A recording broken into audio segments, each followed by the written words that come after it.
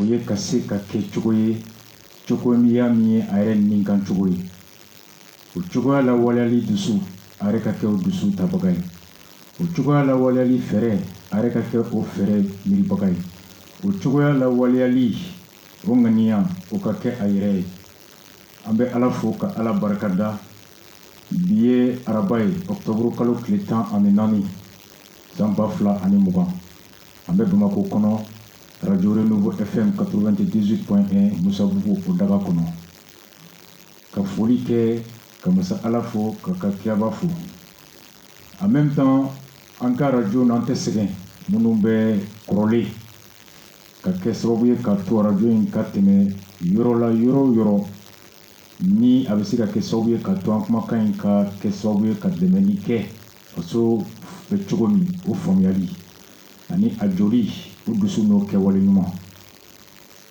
An kɔrɔkɛ k'o fo kosɛbɛ Blaki Radio Seko FM ɲɛmɔgɔ n'a ka baarakɛlaw bɛɛ Kaye mara bɛɛ k'u bɛɛ fo. Radio in bɛ se dugu o dugu la ka dugutigi a ɲamakala k'u bɛɛ fo. Radio Gajaga an yɛrɛ ka jamana kɔnɔ k'u bɛɛ fo. Mauritanie Sénégal a bɛ se ka yen bɛɛ fo.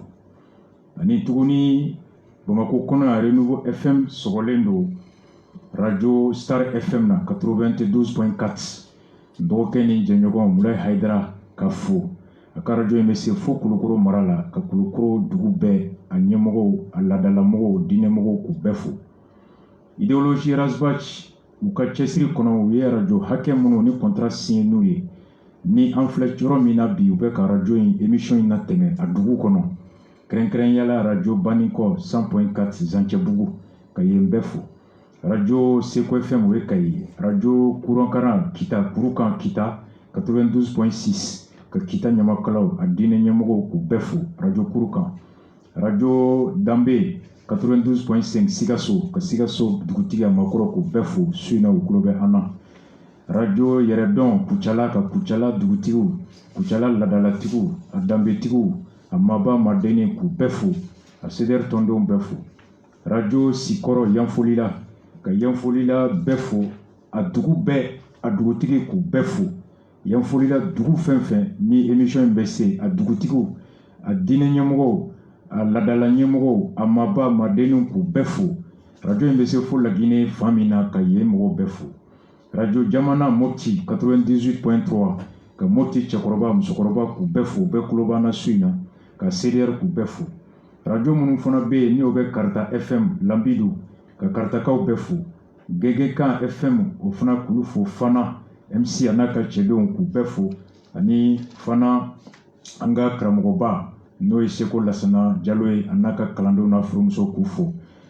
Fana kɔnɔ yen kaburudon a lakorili a baarako ani misiri fɛn fɛn ko bɛ yen ni Falajɛ Papisu ka fara mɔgɔ ɲuman caman ka u ka dɛmɛ sera Fana kɔnɔ ka a fɛn fɛn ka ŋaniya ɲuman kɛra sababu ye ka Fana kaburudon ka lasaniya a misiriko ka ɲɛnabɔ Ala ka caman bila nɔ la ka CDR bɛɛ fo Fana n'a mara bɛɛ Doyila Masigi a dugutigi makɔrɔ k'u bɛɛ fo ani ni o ye radio Gegekan o ye radio Bambuk Sajola ka Sajola dugutigiw bɛɛ fo olu fana tulo b'an na su in na. Sajola ladalatigiw k'u bɛɛ fo. Sajola kaw minnu bɛ tunga la k'u bɛɛ fo. CDR Sajola k'u bɛɛ fo. Ani Ɲafunge chose Ɲagefɛn Segu kɔnɔ an ka radio filanin Ɲɛlɛni n'o y'an yɛrɛ ka radio filanan ye k'o radio filanan an woloba fo Bamu Ala k'an ɲɛ maa la Ala k'an tulo maa ka dugawu la. An ka karamɔgɔba Seko Lasana Kanɛ k'a fo a n'a furumuso n'a a denmuso n'a ka kalandenw. A tɔgɔ la ka Seko Hayidaralakaw Talilakaw Direlakaw Protestants catholiques k'u bɛɛ fo ani ni radio k'u bɛɛ fo. Idéologie Razbach u ka cɛsiri kɔnɔ k'u fo u ye nin ko min kɛ u ka bureau président d'honneur monsieur Jabi Doucouré n'a bɛ Faransi k'a fo u ka présidente Aminata Traoré Mali kɔnɔ k'a fo u ka vice président monsieur Ladji Jakite Espagne k'a fo an'u ka trésorier monsieur Boya Doucouré et Djibril olu bɛ Mali kɔnɔ an'u ka porte-parole Haruna Kone n'o bɛ Koweït Mariam Sissoko Arabie Saoudite k'u bɛɛ fo Ala k'u lakana tunga la Ala k'u kisi tunga tɔɔrɔ ma Ala k'u ka laɲini sabati parce que jɔn min y'an se ɲɔgɔn ma Ala kana dato an na Ala k'an ka jɛ sinsin. Ni foli kɔfɛ an ye a fɔ cogoya min na araba tɛmɛlen sini alamisa o bɛ bɛn Octobre kalo tile 15 ma o tɛ don gansan ye farafinna kɔnɔ ka da ka o don tɔgɔ dɔ la san 1987 maa min ni a kɛra sababu ye ka farafinnakaw la kunu ka ɲɛsin taabolo ma taabolo min na ni hɛrɛ b'a taabolo dan na. Farafinden minnu ni tun bɛ ɲini ka tigɛ u yɛrɛ la ka danaya kuraya u dusukun na ka fɔ ko ni dusu sɔnna fɛn fɛn ma faden bɛ se ka mun kɛ i yɛrɛ bɛ se ka kɛ. N'a y'a yira k'a fɔ ko maa i ka bonya dɛnnen b'i ka kɛwale de la a dɛnnen tɛ i kumakan na nka i ka kɛwale.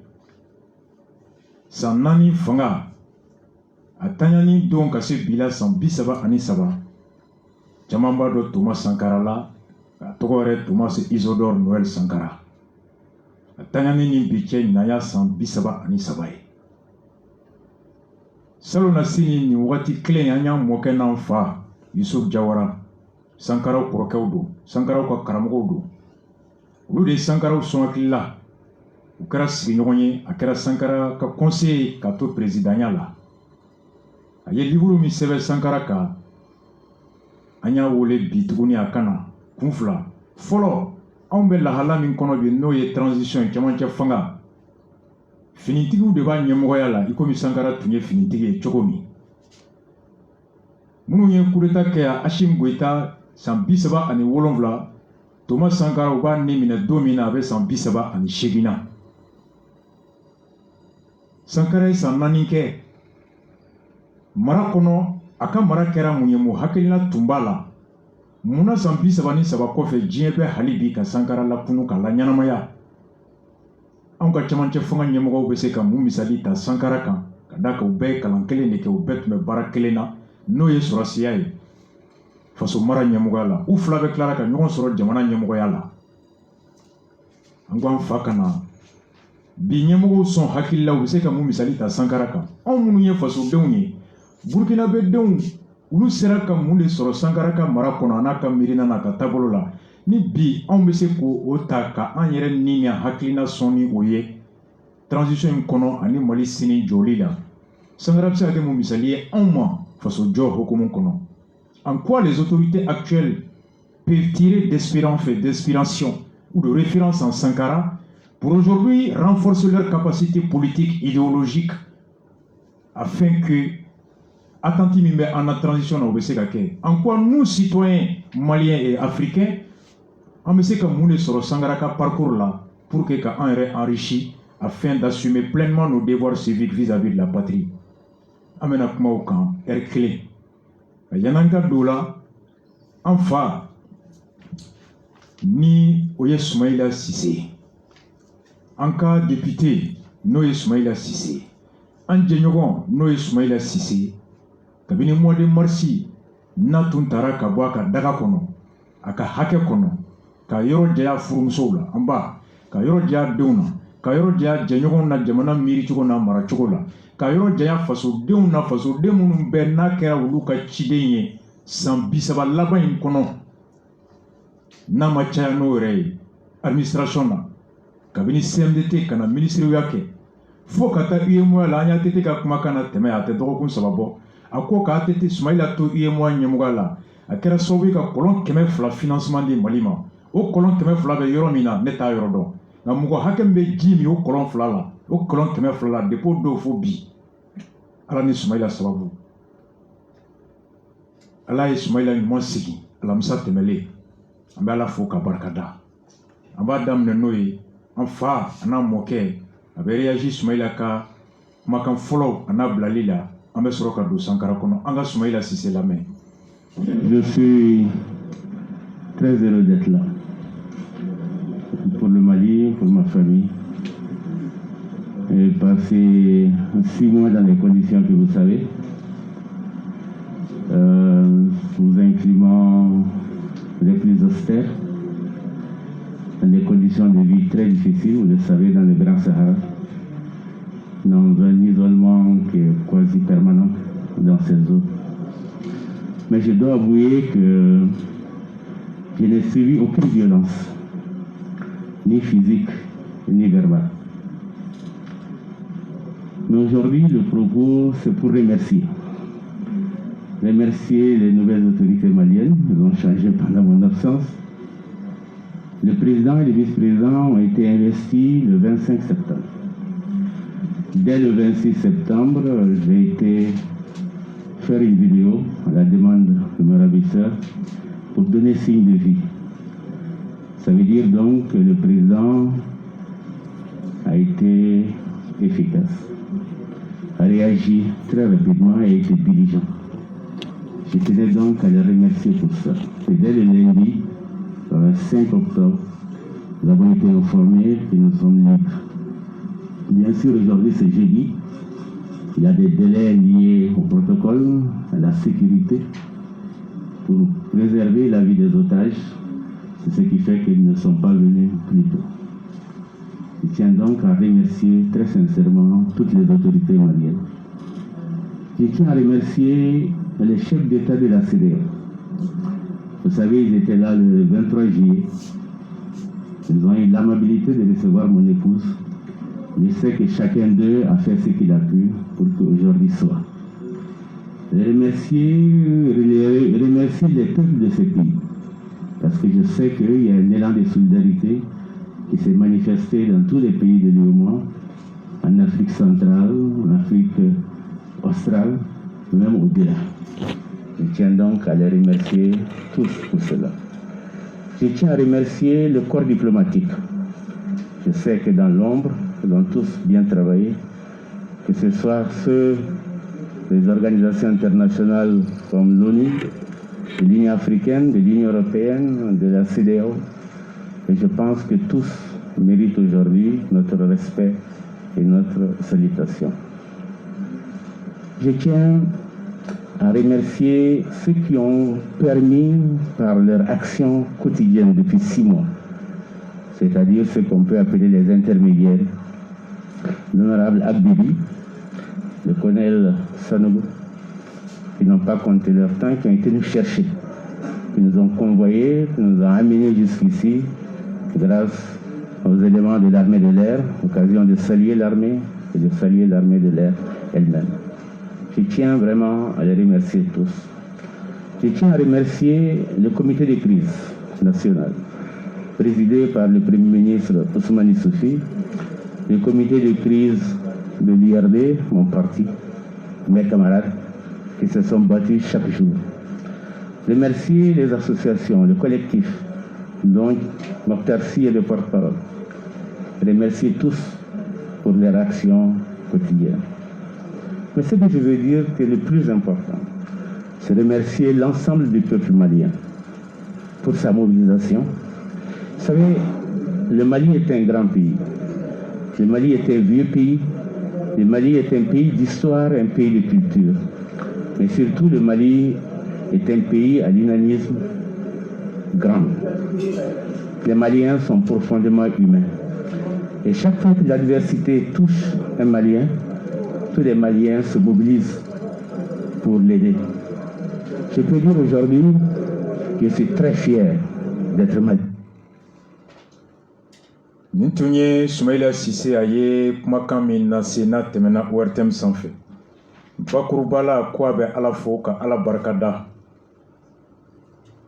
A ye yan sɔrɔ hɛrɛ kɔnɔ a kɛnɛma kɔnɔ. Nka tun bɛ yɔrɔ min na, yɔrɔ do yɔrɔ min ni a sigi ka gɛlɛn ka da a tileko n'a fɛnw kan. Wagati dɔ bɛ kɛ I kelen bɛ to I yɛrɛ la, o bɛɛ tun ye gɛlɛya ye, dumuniko bɛɛ tun bɛ yen. Nka ni Ala ka jɛ ni limaniya ye, a sera k'a kun. K'a tun bɛ jamana bɛ taa la cogo min a b'o faamu. Ɲɛmɔgɔ kura minnu bɛ yen bi, a b'u fo. Ka da kan kabini olu sigira septembre kalo tile 25, ko dugusɛjɛ bɛɛ a bɛ minnu bolo u nana fɔ a ye k'a ka vidéo dɔ kɛ mun bɛ se k'a yira ɲɛmɔgɔ kuraw la k'a bɛ balo la. O kɛra tamasiyɛn ye a bolo a k'a dɔn ka fɔ ko kow bɛ ka teriya. O bɛɛ kama a bɛ ɲɛmɔgɔ kuraw fo. A ko foli kɛrɛnkɛrɛnya la a b'a ka denbaya bɛɛ fo. A musow, a denw, a kɔrɔ, a dɔgɔw, a jɛɲɔgɔn minnu URD kɔnɔ olu ye kolo min sigi kabini a minɛ don fo ka se bi la u ye cɛsiri min kɛ wulikajɔ min kɛ ani duwawu hakɛ min kɛra a b'u fo o la a bɛ Mali cɛ a n'a muso bɛɛ fo ko nin ko sugu de kɔnɔ i b'a dɔn ko maliyɛn bɛɛ bɛ fa la bɛɛ bɛ ba la an bɛɛ bɛ ɲinɛ an cɛ o kɔ k'an ɲɛsin kelen ma ni o ye k'a fɔ an bɛɛ de bɛ fa la an bɛ ba la ko Mali kɔfɛ farafinna jamana fɛn fɛn ni olu da donna la o jamanadenw fana u ye dugawu ni cɛsiri min kɛ a bɛ yen jamanadenw bɛɛ fo CEDEAO ɲɛmɔgɔw a b'u fo kɛrɛnkɛrɛnnenya la u nalen u sera ale furumuso ma ka taa u ka cɛsiri a n'u ka dusumakasi n'u ka dugawu k'o yira a muso n'a denbayaw la ko olu jigi sigi a ko a bɛ CEDEAO ɲɛmɔgɔw bɛɛ fo a ko kɛrɛnkɛrɛnnenya la minnu y'u cɛsiriba kɛ u yɛrɛ kelen ka kɛwalew kɔnɔ ni o dɔ la député min ye Abibi ye k'a b'o fo a ye olu de taara nɔfɛ a y'o ye ani colonel Sanogo a b'olu bɛɛ fo k'u kɛra sababu ye ka to armée de l'air avion taara nɔfɛ o sababu kɔnɔ a bɛ Mali armée bɛɛ fo ka armée de l'air fo k'aw cɛsiri la ani crise min sigira commission de crise min sigira jamana kɔnɔ n'o ɲɛmɔgɔ tun bɛ Usumani Yusuf Mayiga ko a b'o fana fo ko Mali ye jamana min ni hinɛ bɛ yen badenya bɛ yen sinji bɛ yen kabini kunun fo bi k'a bɛ bɛɛ fo nin ye Sumayila ka kuma ye mun tɛmɛna ORTM sanfɛ o kɔfɛ camancɛ fanga ɲɛmɔgɔ Bandaw ale fana ye lɛtiri bɔ a tile 2 ka fɔ ko Ala ka yamaruya kɔnɔ ka Ala fo Ala y'ale yamaruya octobre kalo tile 8 a ka bɛn ale tile ma ka mun ye minnu tun minɛlen bɛ Sophie Petrona Sumayila Sise ani le père Liti Matiali ani Nicolas Chiando u ka bilali ka sɔrɔ ale de bɛ ɲɛmɔgɔya la bi a bɛ Ala fo ka Ala barikada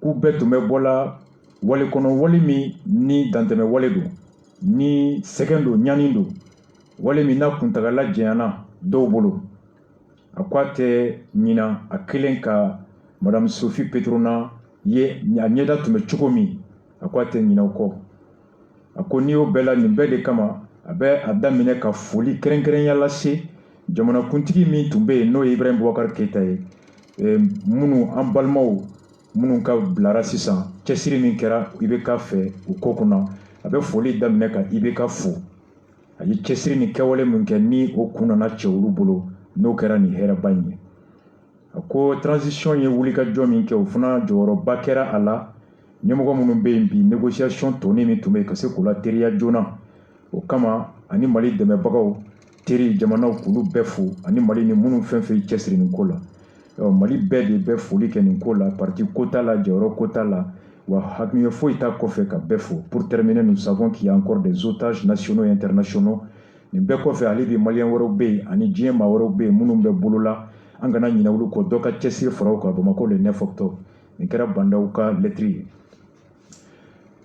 kuma caman fɔra la Jeune Afrique yɛrɛ ye kuma labɔ mun ni a y'an nasɔn a tile 2 bilali in kɛra cogo di a titiri kɛra ko dans le secret des négociations qui ont permis la libération de Soumaïla Cissé ko an bɛ don gundo kɔnɔ gundo min b'a to an b'a dɔn Soumaïla ni Sophie Petrono bilara cogo min a ko après l'enlèvement de Cissé Soumaïla talen kɔfɛ mun ye URD ye olu ye n'o ye URD président ye n'a kɛra mars kalo tile 25 wagati kɔnɔ wagati min na a bɛ député kalata campagne na Ɲafunge kɔnɔ premier ministre min tun bɛ a wagati n'o ye Boubou Cissé alimami dɔ ma gɛrɛla o la n'o alimami tɔgɔ ko Limam Shafi mauritanien don Blaise Compaoré ka conseiller kɔrɔ don ale dɔnnen bɛ maa ye maa min ni ani djihadistes ka surun ɲɔgɔn na kosɛbɛ a b'u sɔrɔ cogo dɔn Mali kɔrɔnyan fan fɛ ka d'a kan sen delila ka don kuma caman otage caman o bilali la donc premier ministre Shafi y'a fɔ a ye ko il lui a glissé un nom, celui de Chérif Ould Atayer, un arabe du Tlemcen, un ex-membre du mouvement pour l'unicité.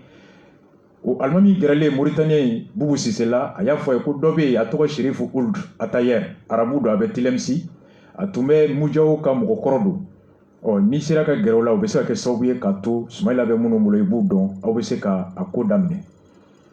Avril kalo tile 5, Boubou Cissé a ye gafe ta, yamaruya ta jamana tɔgɔ la.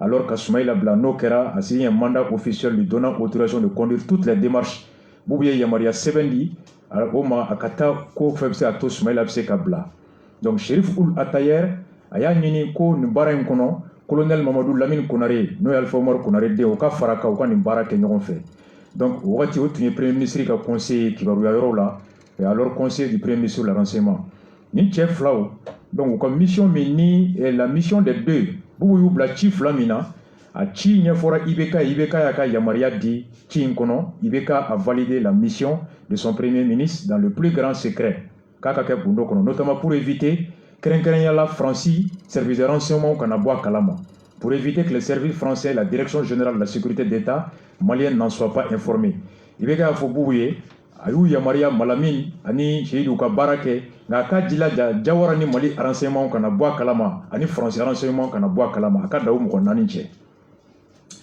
wafrika ukle shegi Chérif Ould Atayer ani colonel Konaré ouye mobilita embarque dans un vol avion spécial do kata jigin gawo usele gawo ouye pikaputa alors que les nani ko ke désert sans fait ku kunda Kidal kan usele Kidal uni doye nyogo no sidan ak ita ouye GSIM ou nyamba dankan flana nyamo ba flana o sorola ka funya na ko Soumaïla be on de bolo wa ko torote ala ko alna ka keneya bi o ka feken doni ak ita a sorola ka papier do duma papier mi ni u ka laɲini be o kono walasa u ka se ka Soumaïla bla donc la libération des membres du GSM o papier kono u ka laɲini mun ye olu ka maa minnu minɛlen bɛ Mali ɲɛmɔgɔw fɛ k'u don kaso la olu ka bila ani wari ka d'u ma wari min kuntagala hakɛ ye euro wari miliyɔn 2 ye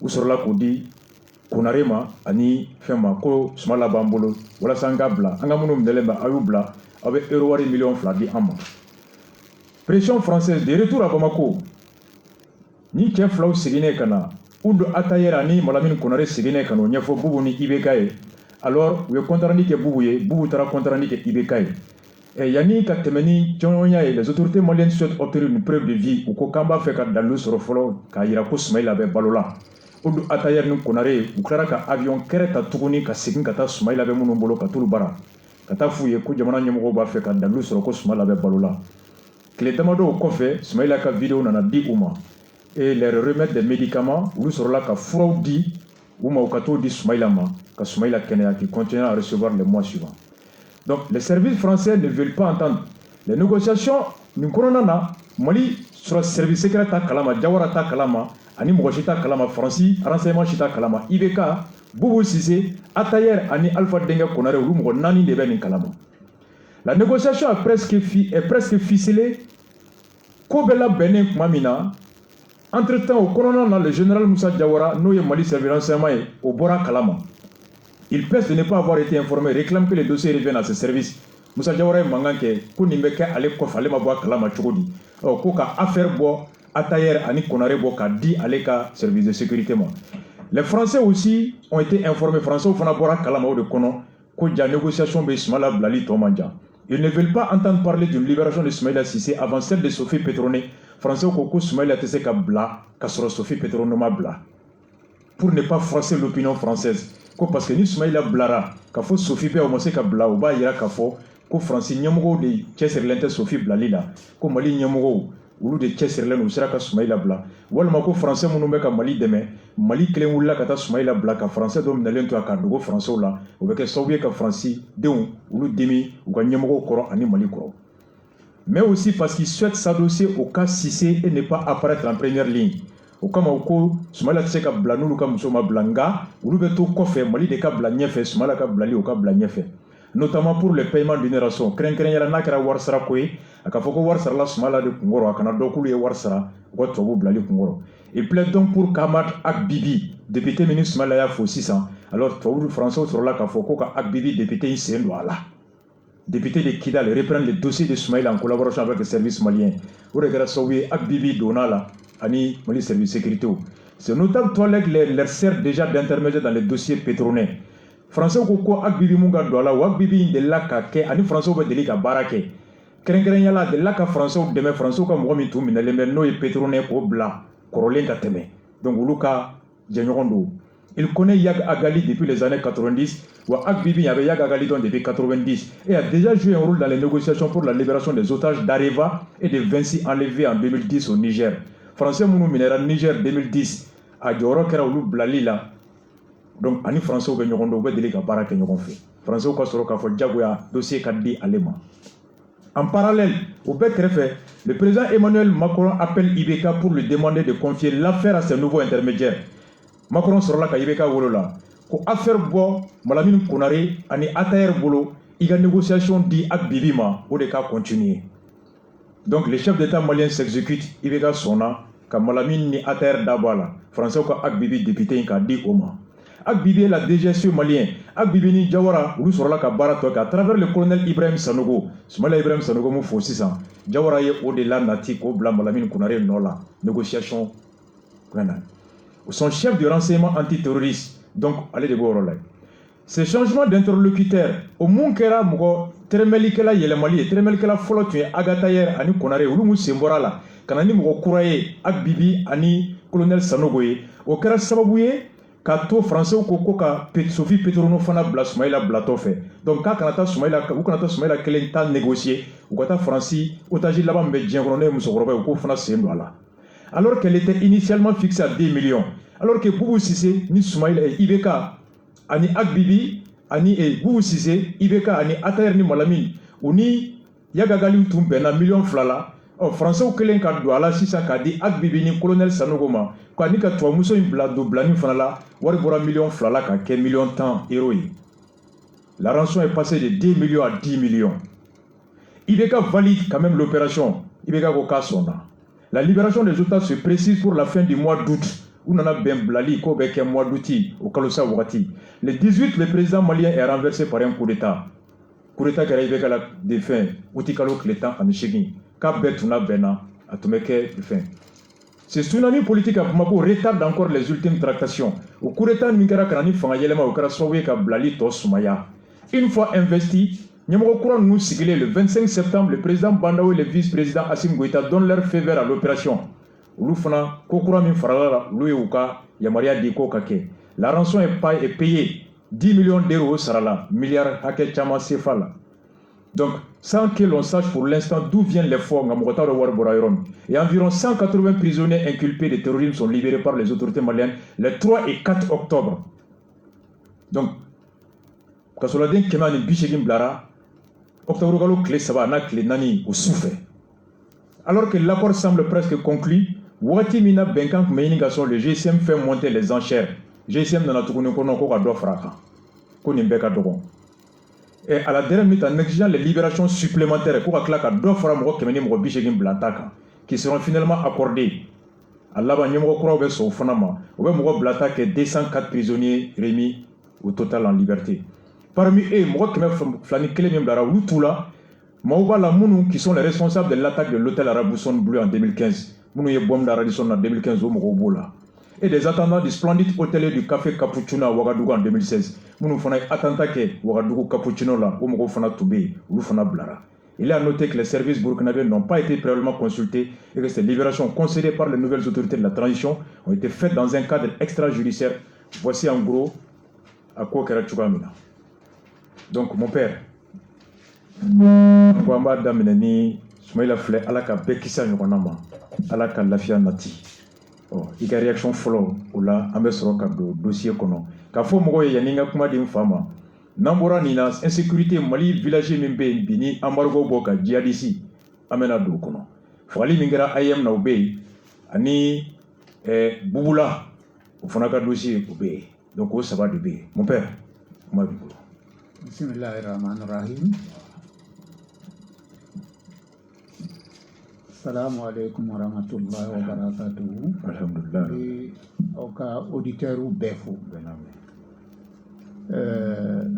Sananga kuma damine. Vraiment, en dessous kasile, anga kan koira. Mɔgɔw min an ka faama mɔgɔw min fagara kunu. Wallahi. Ani civiliw min fagara kunu. A dusukasi banna kosɛbɛ. Wure tile saba den décrété bi. Voilà, Ala ka hinɛw na. Amina, amina, amina. Ala ka yafa kɛ o. Amina, amina. Soumaïla ne n'a bɛ ɲɔgɔn dɔn. Ok. An bɛ ɲɔgɔn dɔn personnellement. Donc a bilali non seulement a diyara n ye. Hɛrɛ don. Ala ka kisi ɲi. Amina, amina, amina, amina. Mais a ko tun ye min ye, maloya tun don. Tiɲɛ don. Mali fɛ a bɛ jamana lagosi. Tiɲɛ don. Chef de l'opposition ka se ka taa minɛ ten. En pleine campagne. En pleine campagne. Ouais. A bɛ jamana de tɔgɔ tiɲɛ fo k'a dama tɛmɛ. Voilà. C'est un indicateur. C'est un indicateur. Donc, vraiment, en continue sur l'endo. Ablara Djaran, Alaka koke here. Alaka Koke Here, Alaka Parakado Akora, Amina, amina, amina. Mbafo, Merci beaucoup. Kokoro Jawara. Merci Avec beaucoup. donc. D'accord. Mon père, Amena Douakono, il est 21h30, 1h. Nyafoye Nambora Nina. Mali dugu dɔ bɛ yen a bɛ Mopti cɛmancɛ la n'i y'a dɔgɔkun kelen embargo de bɛ Jadisu ka embargo mɔgɔ tɛ don mɔgɔ tɛ bɔ ka fara fagali min kɛra kunun IM ta ani patronat Mamadu Kulu sinsin ka élection min kɛra o don Mackenzie koba kɔnɔ Ala k'an sɔn hakili ɲuman na. En 1 heure de temps, Thomas Sankara, mon père, il est lettre d'Ochi. Transition mi n'enflé au kono Mali là. Ni kalo clé mois fin août octobre kalo je crois septembre ou bien août clé mois ni wolonvla. Il y a qui au colonel Ismaël Ouagé, porte-parole du CNSP. Il y a fois qu'on a fait qui est lettre inchi follow Ouagé ma ni mo hakili nai pour kanga fin. Il dit magre micro là. Aywa, anga bara koro tun kɛra Mali kɔnɔ yan. Tuma min Sankara bɛ ne bila mission secrète la. Thomas Sankara. Mission secrète civile. N tun bɛ taa ka sigi kɛ Bamako tan. Ci minnu ni a tɛ ladɔn jama fɛ. A tɛ se ka ladɔn jama fɛ cogoya si a la. bɛ kɛ dibi la. Surtout o tuma na Mali ko tun ka gɛlɛn kosɛbɛ cɛkɔrɔ tile tun don. Donc ne tun bɛ don yan clandestinement mɔgɔ t'a dɔn bi yan. N bɛ na n teriw fɛ k'a fɔ o ye an k'a filɛ n'an bɛ se ka jeune militaire dɔw sɔrɔ ka politique don hakili la o ka se ka Burkina baara ɲɔgɔn kɛ aw fɛ yan. O kɛra ka Sankara to fanga la. O ye Sankara de tun bila ka na. Sankara Thomas Sankara de tun bɛ bila ka na. Bila ka na. Alors n tun bɛna jɔn de fɛ. N tun bɛna Ali Nuhu Jalo. Ali Nuhu Jalo kelen. Kelen. Mun kɛra assemblée a mɔkɛ don assemblée président kɔrɔ. Assemblée président kɔrɔ. Kadari Bamba. Sikaso député o ye n teri sɔbɛ o tun ye n teri Ala ka hinɛ na ani Kari Dambele n'o ye kalan kɛ ɲɔgɔn fɛ français en affaires. Ni tun nana n'olu de bɛ ɲɔgɔn ye Togo la. An bɛ ɲɔgɔn ye cogo di aw bɛ se ka sɔrɔsi denmisɛnninw na kunun. Aw bɛ se ka sɔrɔsi denmisɛn jumɛnw yira anw na an ka contact ta n'o ye ka se k'o hakili yɛlɛ. O ka se ka Burkina taa ɲɔgɔn kɛ comme Sankara ninnu ɲɔgɔn. Ka Sankara ɲɔgɔn dilan yɔrɔ bɛɛ. Voilà. N'i y'o ta ka segin kɛ yan k'o ta ka segin kɛ yan mais an ma se ka mɔgɔ sɔrɔ. Ali Nuhu Jalo de ma se ka mɔgɔ yira aw la wa walima minnu. Ne kelen tɛ se ka mɔgɔ sɔrɔ militaires cɛma. Tiɲɛ don. Donc olu min ka kan ka baara kɛ o ma se ka kɛ. Musa Tile la. O ma se ka baara kɛ. Ma se ka kɛ. Puisque n taara ka na au moins 4-5 fois o b'a fɔ an ma mɔgɔ sɔrɔ. Confiance t'an n'o cɛ. Donc ninnu ye coup d'état kɛ tuma min. Hachim Goïta ni colonel Ouagé ninnu. Olu kelen k'o kɛ tuma min. Coup d'état don. E b'a wele ko coup d'état. C'est un coup d'état. Anw b'a wele ko coup d'état tɛ. Coup d'état yɛrɛ. Parce que anw bolo c'est la rupture de l'ordre constitutionnel. Ni coup d'état bɛ kɛ. Anw ka constitution kɔnɔ c'est un coup d'état. Voilà. Mais anw fɛ coup d'état tɛ kojugu ye. Tant qu'a bɛ mɔgɔw bɔ nɔgɔ la. On y'a ɲɔgɔn kɛ Burkina au moins 2 fois. Burkina caman kɛ nin na. Voilà. Donc anw fɛ o t'an tɔɔrɔ ni foyi ye. Tant que Mali population ka hɛrɛ b'a kɔnɔ. Parce que militaires tɛ mɔgɔ wɛrɛw ye an denw don. An dɔw don. An dɔgɔninw an kɔrɔw an denw. Donc ko tɛ se ka kɛ o sigilen bɛ o b'a filɛ tiɲɛni bɛ kɛ fo ka taa se yɔrɔ dɔ ma. O de y'a to n fana n ko n bɛ lettre sɛbɛn o ma. Ne n tɛ bɛrɛ dɔn mais n bɛ fitinin min dɔn n ka se ka conseil d'o ma. I ye conseil min di i ka lettre kɔnɔ. I ko les militaires sont du peuple. Voilà. Sɔrɔsiw ye an dɔ de ye. Ils ont le choix entre les tâches au service du peuple. Oui. A hakɛ b'u bolo ka ko kɛ ko min n'o bɛ bɛn ni jamanadenw ka hɛrɛ ye walima les rangs du pouvoir pour jouir des avantages ou bien ka jamanadenw janfa hɛrɛ min bɛ fanga kɔnɔ k'u ta kɛ o ɲinini dɔrɔn ye n'o ye corruption débauche d'un pouvoir corrompu. Mais colonel, colonel, vous avez choisi votre camp, celui des intérêts légitimes du peuple malien. On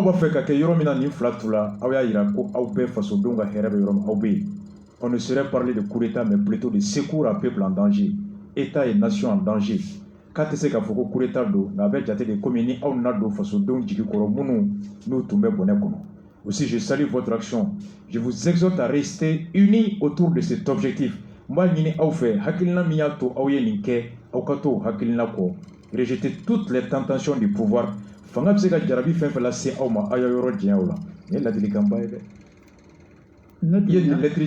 Wagema. À lettre sera ma puisque le secrétariat est déchargé. Déchargé flé. Déchargé. Effectivement, le secrétaire général fait Paul Kodjo. Oui. Avec Kafenka. Quand le livre fana faraka. Yachi CNSP Wagema. CNSP kata otara da kwa ka secrétariat. Ka déchargé ka yirla kuyaso. Déchargé flé. Voilà. Aninga livre. Oui, Jabi. O manjabi ama fonye hala ya reçoit. Colonel Wagé. Colonel Wagé. Ni livre il sera chef d'état ou chef de d'état ma bayin wele ka fonye anya reçoit. En tout cas, ni kalama. Au clé joint. Mohamed Issoufou. Niger.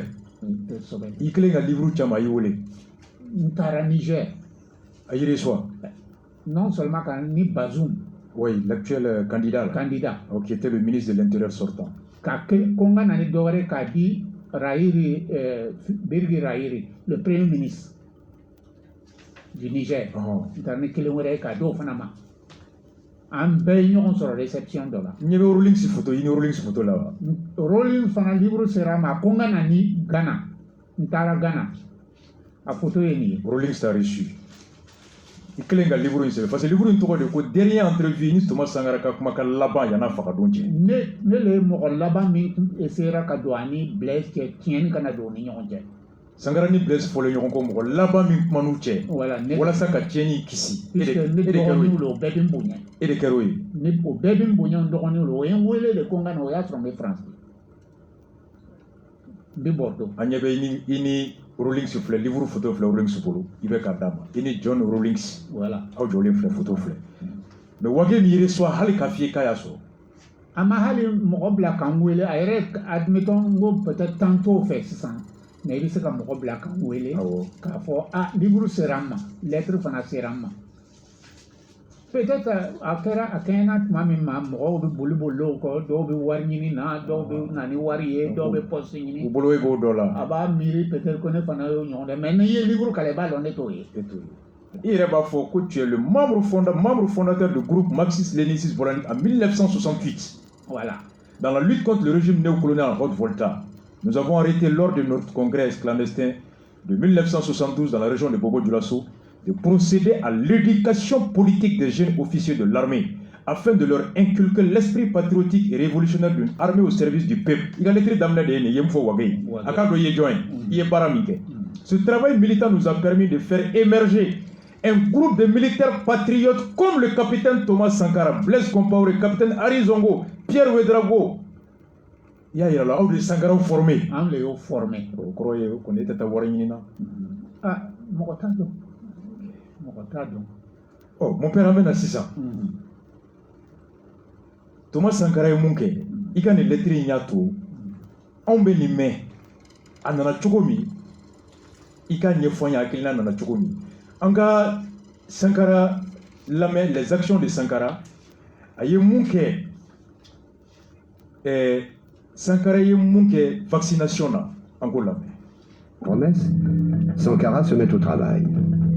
Il entreprend de grandes manœuvres pour sortir le pays de sa situation. Il faut loger, nourrir et soigner le peuple. Telles sont les priorités. À une époque où les maladies déciment les Africains, Sankara met en place l'opération Vaccination Commando, qui éradique la polio, la rougeole et la méningite. 2,5 millions de Burkinabés sont vaccinés en une semaine. Leur l'Organisation mondiale de la santé, peu habituée à une telle réussite sur le continent africain, félicite Thomas Sankara. Mouye Kenya Yoroye, jamanadenw pikiri kɛliw la k'u kisi bana sɔrɔli ma. Sankara ye fɛn dɔ kɛ n'a wɛrɛ ma ko opération commando.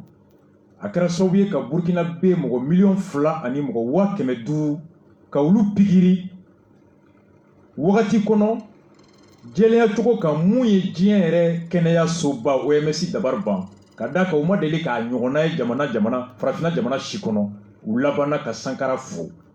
A sera ka mɔgɔ 200,000 ni mɔgɔ 100,000 pikiri wagati min kɔnɔ mɔgɔ ka dɛmɛ t'a la u dabari banna. Sankara ye dɔ wɛrɛ kɛ n'o ye logements sociaux ye Angola. Dans les villes où la population s'abritait dans des taudis, Thomas Sankara lance la construction de logements sociaux et réhabilite les autres quartiers. Il faut aussi aider économiquement la campagne. Alors qu'il est toujours difficile de se déplacer sur un continent où les populations rurales sont oubliées, Sankara désenclave toutes les régions du pays via des projets de routes et de chemins de fer. Il lance ce qu'il dénomme la bataille du rail, la construction d'une ligne qui doit relier Ouagadougou aux mines de manganèse situées au nord du pays à plusieurs centaines de kilomètres. C'est un travail titanesque et le soutien de la coopération se fait attendre. Pour Sankara, c'est l'occasion donnée aux Burkinabés de retrousser les manches. Il n'est plus question de laisser les entreprises étrangères construire le pays. Nous n'avions pas d'argent à l'époque, alors qu'est-ce qu'on a fait? Nous avions les bras valides, nous avons toute la population qui s'est engagée, et puis bon, les gens ont posé à main nue et les différents rails, et c'est comme ça qu'on a fait un certain nombre de kilomètres. Ko Thomas Sankara sira nafa kama kabla kalali la sɔrɔ yiriwali la jamana yɛrɛ lakanali la a ye sira dilan sira min ye Burkina région bɛɛ tugu ɲɔgɔn na désenclavé. Olu b'a fɛ ka mun kɛ o tun tɛ u dɛmɛbagaw diɲɛ kɔnɔ olu sago ye. U tun b'a fɛ u ka mun kɛ u ma sɔn o ma o kɛra sababu ye ka to araye min tun bɛ ka da u y'o wari jɔ ko n'u ma sɔn o ta ma Sankara y'a fɔ Burkinabéw ye a y'an balimakɛ mankan mɛn ko wari kun t'u bolo bɛɛ bɔra ka taa u tɛgɛ fila la ka araye da ka terrain boli. Logements sociaux anw y'a daminɛ ni ATT yan dɛ.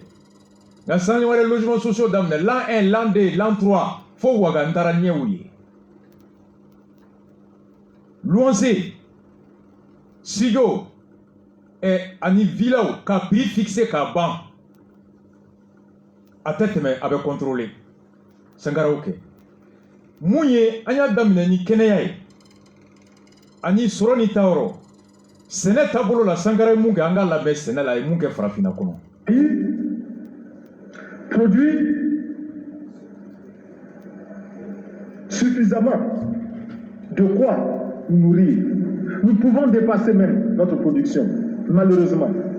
Par manque d'organisation, nous sommes encore obligés de tendre la main pour demander des aides alimentaires. Ces aides alimentaires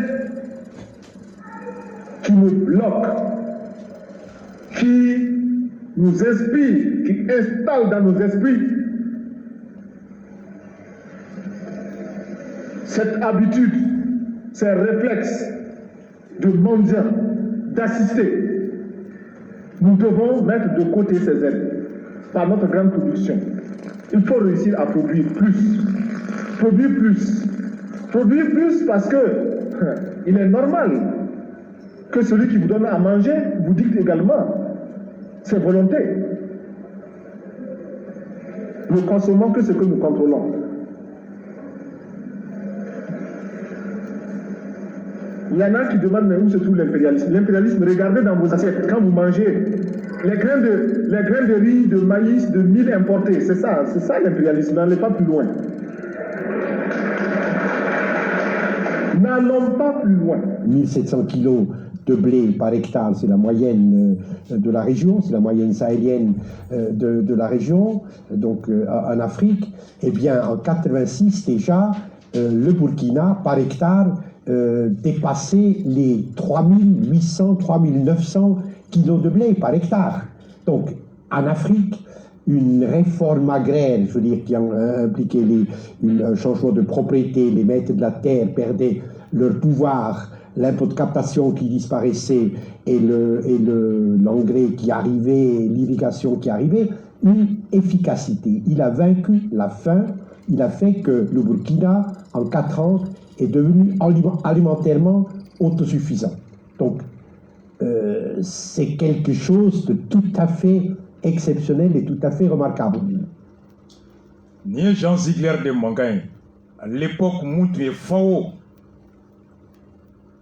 Organisation internationale pour l'alimentation, au secrétaire général de Mangan Flem. Sankara Kakuma ko Mamunumba fait kadon bingalikelaw nan jugu ye jon ye no impérialisé koni ki ba nyini koloni nyela itaye ibe dumuni minke tasa min kono tasa la jam malo min be o malo de ye impérialisme yi amalo te bo Burkina ko on de tege janne be jiya kono kuma be ko ka an deme tellement que ambe ka deme fa keran kono kan deme baga wulu ye ala de Allah ba on yɛrɛ laban ye baara bɔ an dusukun n'a hakili kɔnɔ k'an sigi ten ko dɔ bɛ n'an dɛmɛ kuma bɛɛ le réflexe d'assister ko k'a sɔrɔ dɛmɛ kuma o kuma maa min b'i dɛmɛ k'o tigi de sago bɛ i la bolo min bɛ balo d'i ma k'o bolo de ta i ye la main qui donne à manger est celle qui te commande ko n'an b'a fɛ ka kɛ an yɛrɛ ye an ka fɛn dun fɛn min ni an yɛrɛ b'o sɛnɛ n'o b'an bolo kɔnɔ n'o y'an yɛrɛ ta ye Jean Ziegler b'a fɔ o de la k'a ka nin kumakan in a y'a lawaleya a bɛ fanga ta ka ban wagati min na Burkina laban a ye dugukolo tilali min kɛ ka angɛrɛ cayali min kɛ ka angɛrɛ sɔngɔ nɔgɔyali min kɛ ka sɛnɛkɛlaw ka jagofɛn ka da don a la a kɛra sababu ye k'a to hectare 1 na alikama Burkina sɛnɛkɛlaw tun bɛ balo min sɛnɛ hectare 1 na u y'o doublé fo ka taa kɛ hectare kilo o tɔni 300 ani 100 u tun b'o de sɛnɛ a laban Burkina ye kɔngɔ kɛlɛ u tun b'u yɛrɛ balo fo ka balo tɔ di mɔgɔ wɛrɛ ma il a vaincu la faim et assuré l'autosuffisance alimentaire kɔgɔji tɛ yen sanu tɛ yen enclavé comme le Mali en 4 ans à 37 ans laban a ye nin kɛ cogoya min na ninnu de kɛra a ka karamɔgɔ ye an bɛna ɲininka o de la anw bɛ nin mɛn u sera ka nin kɛ cogo min jaa ka karamɔgɔ de filɛ nin ye a laban ye mun ye a ko ni nin bɛɛ kɛra i ye jamanadenw kɛnɛya i ye sira dilan i ye dugu tugu ɲɔgɔn na i ye sɛnɛkɛfɛnw yiriwa ɔ jɔn de bɛ sɛnɛkɛfɛn san e ye kɔɔri sɛnɛ ni sanbaga t'a la i bɛ kɔɔri balo wa consommer burkinabé a ye Sankara lamɛn. Limiter la course aux armements entre pays faibles et pauvres. Les gourdins et les coutelas que nous achetons sont inutiles. Faisons en sorte également que le marché africain soit le marché des Africains. Produire en Afrique, transformer en Afrique et consommer en Afrique. Produisons ce dont nous avons besoin et consommons ce que nous produisons au lieu d'importer. Le Burkina Faso est venu vous exposer ici la cotonnade produite au Burkina Faso, tissée au Burkina Faso, cousue au Burkina Faso pour habiller les Burkinabés. Ma délégation et moi-même, nous sommes habillés par nos différents, nos paysans. Il n'y a pas un seul film qui vienne de l'Europe ou de l'Amérique. Je ne fais pas une défilé de mode, mais je voudrais simplement dire que nous devons accepter de vivre africain. C'est la seule façon de vivre libre et de vivre digne. Thomas Sankara a ye nin fɔ ka to OIA o ka daga la Addis Abeba farafina jamana ɲɛmɔgɔ minnu tun bɛ a wagati olu ɲɛkɔrɔ ka jalajɛba kɛnɛ kan a ko wagati sera farafina bɛɛ k'i yɛrɛ jate jamanaba kelen ye farafina sugu bɛɛ ka jate komi sugu kelen ko an ka fɛn dilan an mago bɛ fɛn min na an ka fɛn san an yɛrɛ bɛ fɛn min dilan produisons ce que nous consommons et consommons ce que nous produisons ko ale ni kulu min nana Burkina tɔgɔ la Addis Abeba bulonba in kɔnɔ ko ale n'a ka jama bɛɛ fini min bɛ u la a fini kɔɔri sɛnɛla Burkina sɛnɛkɛlaw fɛ a fini kɔɔri paratala Burkina kɔɔri paratalaw fɛ a fini kalara Burkina fini kalalaw fɛ ka Burkina denw na fini k'u sutura ko fili kelen t'a la gari kelen t'a la mun bɔra tubabu la k'an k'an ka sɔn an ka balo i komi farafin ko ka balo i komi farafin o ye ka balo hɛrɛnya kɔnɔ ani danbe kɔnɔ la patrie ou la mort nous vaincrons mon père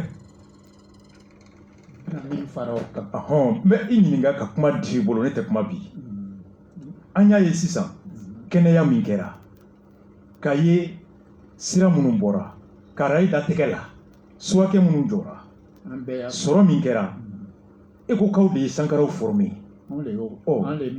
i ni sankara nin hakilina in bɔra cogo di aw ye sankaraw formé cogo di fo kana se fanga sɔrɔlen a lawaleyara cogo di mɔgɔw ɲinana min kɔ souvent indépendance bɛ ta tuma min RDA tun bɛ yen mais groupe wɛrɛw tun bɛ yen o groupe communistiw tun bɛ yen a tun bɛ yan a tun bɛ Burkina a bɛ fo Sénégal a daminɛna Sénégal le PAI Sénégal an bɛɛ recrutera au groupe communiste là.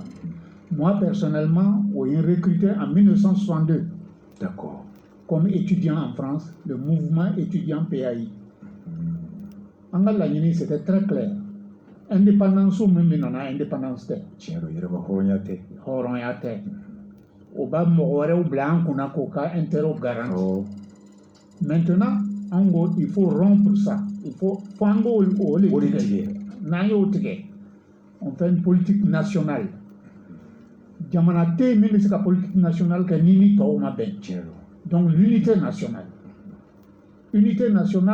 o tɛ se ka kɛ si c'est la bourgeoisie qui est au pouvoir dans tous les pays bourgeoisie ye jumɛn ye u b'o yɛrɛ ta de ɲini minnu bɛ fanga kɛ u yɛrɛ ka sɔrɔ yɔrɔ ye voilà a bɛ militaire la a bɛ civil la n'i ye militaire ye a bɛ se ka a ka sɔrɔsiw tɔgɔ la marifa santɔ a bɛ taa marifa kolon san o tɛ dɛ ni militaire min bɛ se k'a ka anniversaire fêter ka fali pupa lana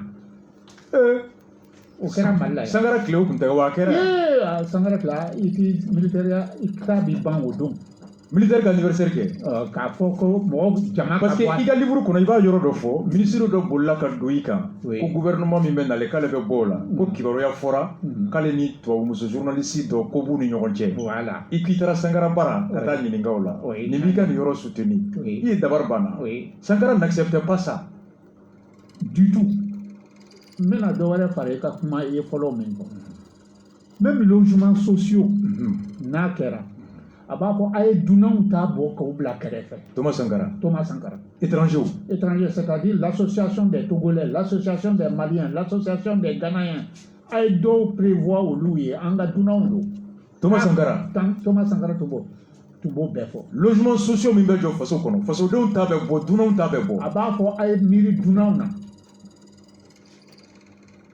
a ka panafricanisme Thomas Sankara da delila k'a fɔ ne ye quand il est venu a nana Mali la pré-visite la ani Mali ka kɛlɛ kɔfɛ a y'an ɲininka n ka kan ka taa min an ko e yɛrɛ bɔra Mali de la et Sankara ye maliyɛn de ye Wasulu kan don Thomas Sankara o ye Wasulu filaw don o taara sigi mɔgɔsiw cɛma Sangare le nin kɛra Sankara ye a Sangare de ye Sankara ye Sankara bɔnsɔn bɔra Mali de la Wasulu de o bɔra Wasulu le donc an ko i ka kan ka na Mali de la parce que an n'olu le ye guerre kɛ a bɔlen Mali la a da y'a fɔ ne ye a ko kɔrɔ vraiment ni Musa tun tɛ sini bɛ ni moi je suis d'accord an ka Mali ni Burkina fara ɲɔgɔn kan k'a kɛ état fédéré kelen ye ko ni Musa tun tɛ wa o kɔrɔ Musa ma jɛ n'o ye wa Musa ni tubabu ka di kojugu ni tubabu il est au même a bɛ tubabu bolo quoi que lui il devient gouverneur de Burkina. Moussa devient gouverneur du Non, Moussa devient président fédéral. La fédération voilà. Burkina Avec gouverneur OLS de Moussa Beke Bessanfé. Il était prêt à renoncer à son titre de président. Mais le gouverneur, le gouvernement de ces deux États-là, c'est plus puissant que le président du Burkina. Donc, Sangarata, il m'a dit qu'il faut aérer Tchouya. Magnon, chef d'État, et Farafin Djama. Donc, nafolo ni fɛn kunta ta ye. Aka warti walko, aka nafolo ta ka problème ye. Grade quota ka problème ye. Ama yere nommé général, il pouvait. A kɛra ye ka to capitaine la bɔra ka to a la. A bɔra o bɛ o si ma grade wɛrɛ sɔrɔ. J'espère aussi qu'en la transition mɔgɔw tɛna grade. Wagew ni Hachim u bɔtɔ kana kɛ général bombardier ye. An ka dugawu k'u ye Ala k'o kɛ. Ala k'o kɛ. Ala k'o k'o ye. A ka sirati wari kɔfɛ et puis a ma jigilen don Thomas Sankara. A ma jigile. N'i ye ne ka livre kalan n b'a kɔrɔ fɔ yɔrɔ min ka taa fɔ a yɛrɛ ye nin ti kɛ. A caman b'a kɔnɔ. A caman b'a kɔnɔ. Même l'histoire des commerçants révolutionnaires. Oui.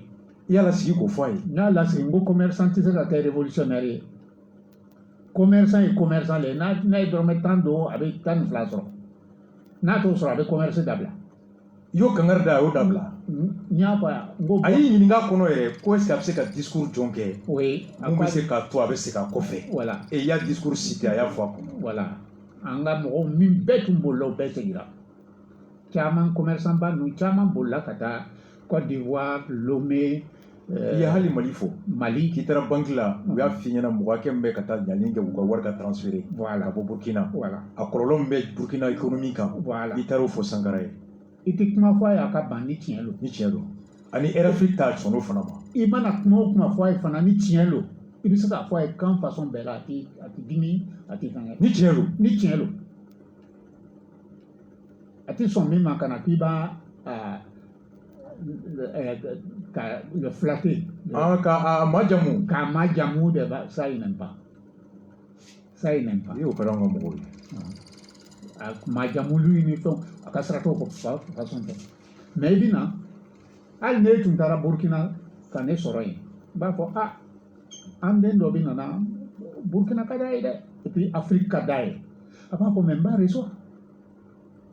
Mon père anw filɛ transition kɔnɔ gɛlɛya bɛ yan an ye jamana ta dingɛ kɔnɔ k'a ta gɛlɛya kɔnɔ Sankara fana nana Burkina ta a ko k'a y'a sɔrɔ foyi tɛ yen wa jamana tun bɛ balo cogo min o ka ca ni jamana yɛrɛ ka sɔrɔ ye. Ko ni balo i nɛgɛ ka bon n'i ka sɔrɔ ye i laban i bɛ kɛ jɔn ye ko fo an ka taabolo bɛn an ka sɔrɔ ma pour que an kana gulo mɔgɔ wɛrɛ la u ye jamana ka bɔta réduction du budget de réduction de maîtrise du fonctionnement de l'État train de vie de l'État a ye dɔ bɔ président yɛrɛ sara la ka Mercedes bila ka kɛ R5 ye voyage classe affaire ko bɔ yen ka na classe économique la an bɛɛ tun bɛ taa classe économique o hakilina in wolola cogo di o de wolola an b'a dɔn an ye fantanw de ye o tubabuw bɛ drapeau u b'i ka drapeau fo u b'i yɛrɛ monsieur le président monsieur mais u b'a dɔn tu es pauvre fɛn t'i fɛ tiɲɛ la e fana kana ɲinɛ i yɛrɛ kɔ kana fili i yɛrɛ ma donc an ka bi autorité ɲɛmɔgɔw Asimu kan ni Wagiw kan ka misali ta nin de kan o ka kan ka réduire le train de vie de l'État transition filɛ cogoya min i bɛ taa Paris 4x4 min bɛ Bamako o tɛ Paris c'est pas normal c'est pas normal un ministre s'il a une petite voiture mun b'a bali ka déplacer an caman faw bɛ yan u ma voiture sɔrɔ k'a ye n'i tun ko Sankara ma ministre tɔw bɛ voyager jamanaw kɔnɔ première la a b'a fɔ an caman bɛ yan an faw ma hali avion ye u ɲɛ na a b'o de f'i ye a b'o fɔ ye ko aw bɛ se ka don classe économique la a b'a fɔ ko aw bɛ dɔ wɛrɛ fɛ mais faso danfani filɛ ye ka na o faso danfani jɔyɔrɔ yira Burkina sɔrɔ yiriwali la wa est ce que a ye sɛnɛkɛlaw dɛmɛ wa non a ye sɛnɛkɛlaw dɛmɛ a ye fini paratalaw tisseranw ani tisseranw ani musow musow le tun b'a san ka taa o bɛ kɔɔri ta ka taa di tisseranw ma n'o y'a kɛ k'a parata k'a ɲɛ o bɛ sɔrɔ k'a di tailleur ma a bɛ kalan bɛɛ ye baara sɔrɔ o senfɛ Burkina oui puisque n'i ye officiel ye i tɛ se ka taa service la n'a t'i kana école karamɔgɔ wo sɔrɔsi wo directeur wo jagoya ni bɛɛ b'a don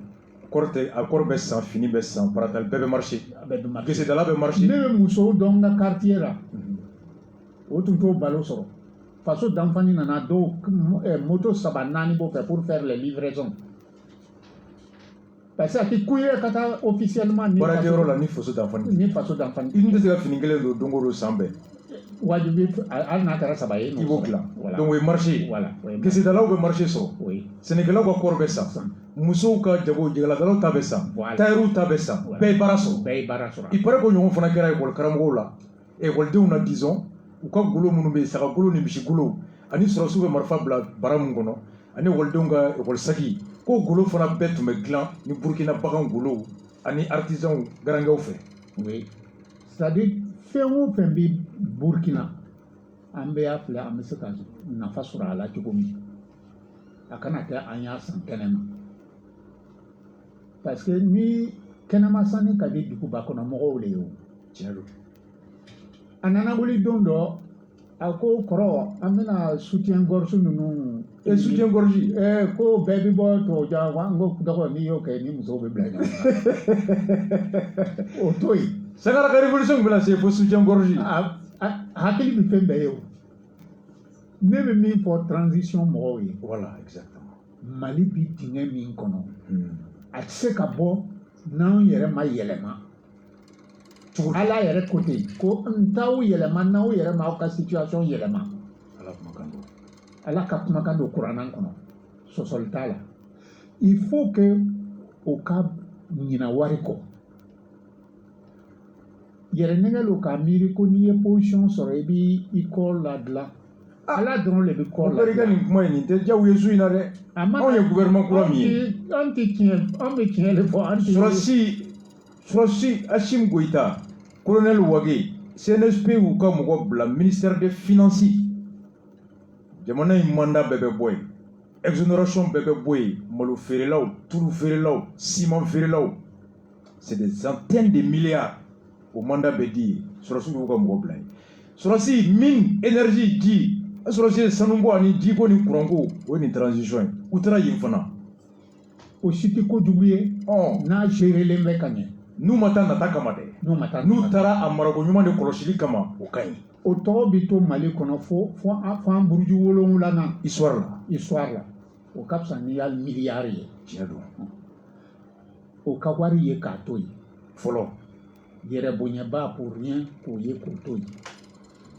corruption la lutte contre la corruption yurugu a mana Sankara a tun tɛ kun cɛsi la ka na intervenir mɔgɔ ye ne delila ka une fois n tun bɛ Paris a teri dɔ n t'a tɔgɔ fɔ comme a denw bɛ yen un capitaine a ye wele kɔrɔ i bɛ mission na n ko i bɛ na tuma jumɛn n ko n tɛ mɛn n bɛ na kɔrɔ na joona problème dɔ bɛ n da la Sankara yɛrɛ teri a teri lo a bɛ bɔ Bogo de n ko mun de kɛra a ko ko intendance militaire problème wulila intendance militaire olu tun bɛ mun kɛ si n'i ka kan ka 20 000 tonnes de riz san pour l'armée n'i kan ka balo malo o tɔni 20,000 sa quoi Surasiw ka dumuni voilà Surasiw ka dumuni tɔni malo tɔni 20,000 fɛnkɛ t'a la douane t'a la puisque armée t'a la exonéré taxe foyi t'a la taxe t'a la n'a donn'o ka entrepôt la u b'a tilancɛ bɔ k'a di commerçant ma dugu olu ka taa feere sugu sɔngɔ la o marché u b'o tilan u b'o tilan u ni ɲɔgɔn cɛ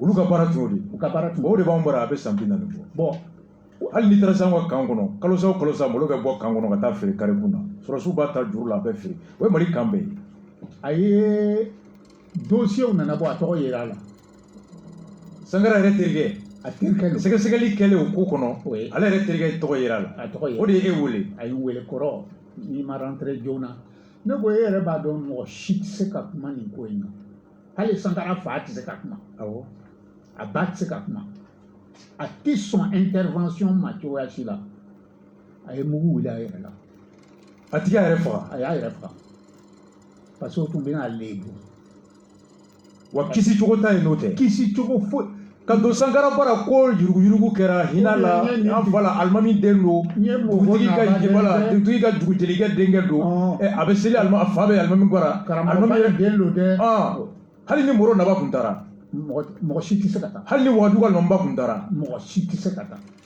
Alahu akibaru donc n'i m'o kɛ i tɛ se corruption kɔrɔ an ka jamana kɔnɔ n'i tun taara Burkina ka taa bureau la hali ka bic di mɔgɔ ma a b'a segin i ma ko kɔni Sankara m'i ci yan o bɛ siran polisiw bɛ wari minɛ mɔgɔw la siraw kan yan nɔ anw fɛ yan en moins d'une semaine an y'a da a banna dɔgɔkun kelen a banna kɛmɛ minɛ dabilara a banna complètement cogo di très simplement an bɛ commando 2 bila u bɛ ɲɔgɔn ta moto kan ni fani kolonw ye k'u kɛ sɛnɛkɛlaw ye k'o yɛrɛ kɛ sɛnɛkɛlaw ye fantanw u tɛ kodɔn u bɛna Férouz jɛni u b'u tugu k'a sɔsɔ voilà ka sariya tigɛ sɔsɔ u b'o siffler n'o siffler u bɛna mɔgɔ si ka na Mamsuguri pardon patron non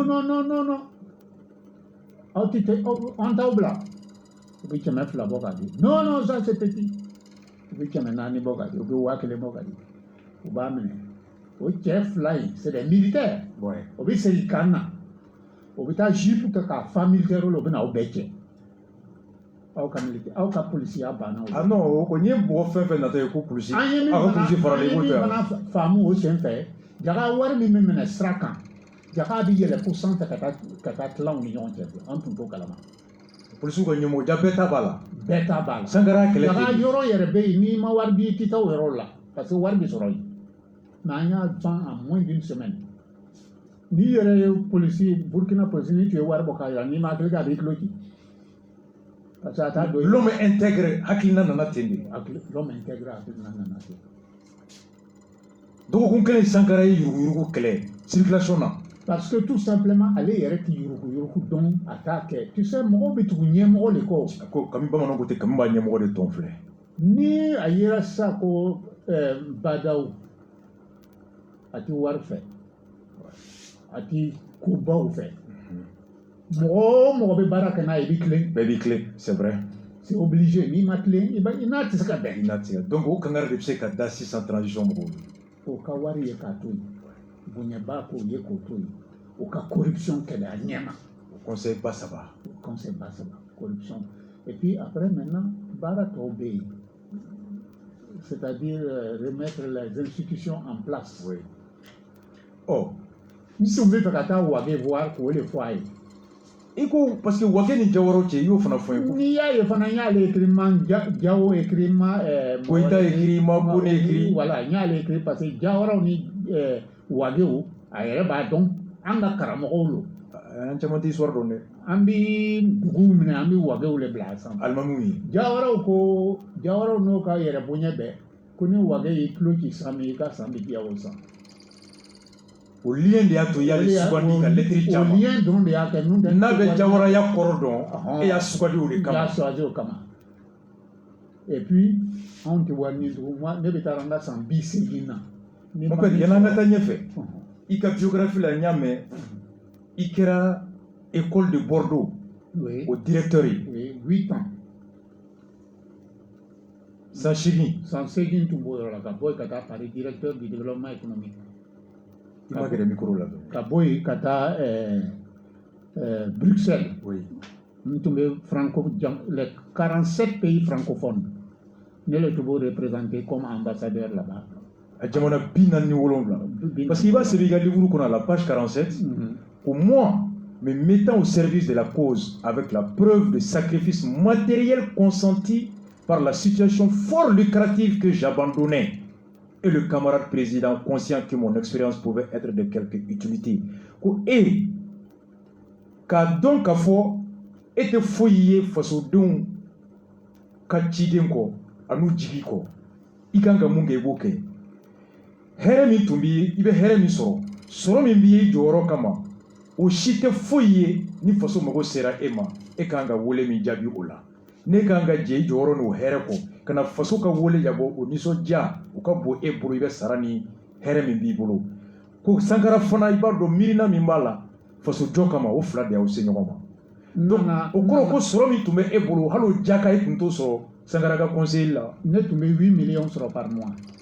san jɔn. quand j'étais en quelle année? Dans les années 70, 80.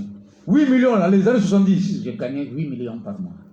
Nana kanga salaire ya Sankara la ngui ko nga segiso nsegira nga salaire ni ay nga pati mais be san kemeke mani ñon soro Sankara président il gagnait quoi? Il gagnait peut-être 280 000 par mois.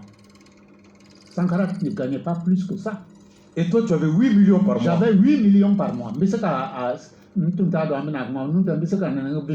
salaire. Non mon père il y a belle black na façon de kama. Il y a belle black na façon de kama. Pourquoi? Parce qu'on est au loup formé. À propos du lasso. Ambido clandestiné de l'argent, ambido le kaseka congrès ke. Ngo kono.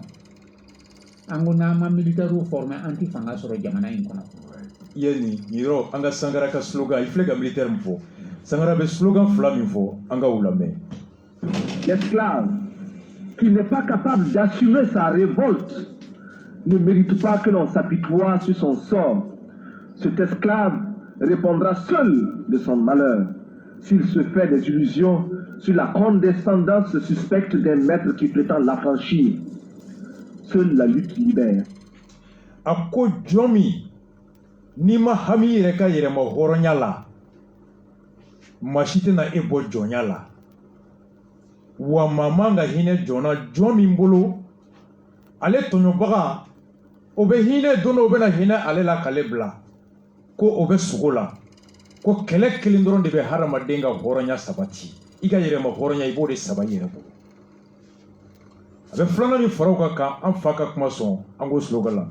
Quand on a une arme qui peut cracher le feu et la mort, et que l'on peut recevoir des ordres en se mettant en garde à vous devant un drapeau, sans savoir à qui profite cet ordre, à qui profite ce fusil, eh bien, on devient un criminel en puissance qui n'attend que le déclic pour semer la terreur autour de soi.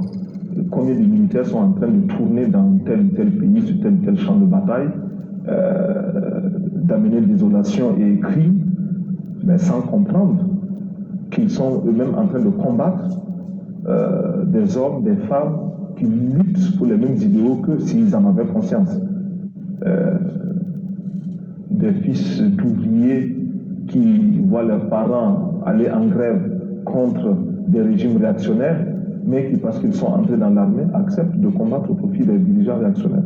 Cela existe. Donc, un militaire sans formation politique, idéologique, est un criminel en puissance. Thomas Sankara ko k'a bɛ faamu cogo di finitigi hakɛ min bɛ kɛlɛkɛyɔrɔ la faso kɔnɔ faso kɔ kan ni maramafɛn ye ka maaw ni bɔnɛ ko ka sɔrɔ a caman u bɛ ka kisɛ ci minnu na u bɛ ka minnu tɔɲɔ u ni olu bɛɛ bɛ degun kelen kɔnɔ u n'olu bɛɛ bɛ hami kelen na u n'olu bɛɛ bɛ laɲini kelen na ko ouvrier min sɛnɛkɛla min usine baarakɛla min n'o wulila a ka hakɛ nɔfɛ a ka patron bolo ko ka patron ka da ka o don o ye faama ye o bɛ sɔrɔsi wele o ka segin ka taa a kɔrɔ n'a dɔgɔ minnu b'u ka hakɛ nɔfɛ ka taa kisɛ ci olu la ko sɔrɔsi t'a dɔn a bɛ mun na a bɛ ka ci min kɛ ko de kama finitigi marifa min b'i bolo jamanadenw ka impôt de y'a san kisɛ min b'a kɔnɔ jamanadenw ka impôt de y'o san i bɛ baara min na jamana ka baara don nka e ka ɲina marifa sanbaga kɔ ka ɲina kisɛ sanbaga kɔ ka ɲina marifa dikun kɔ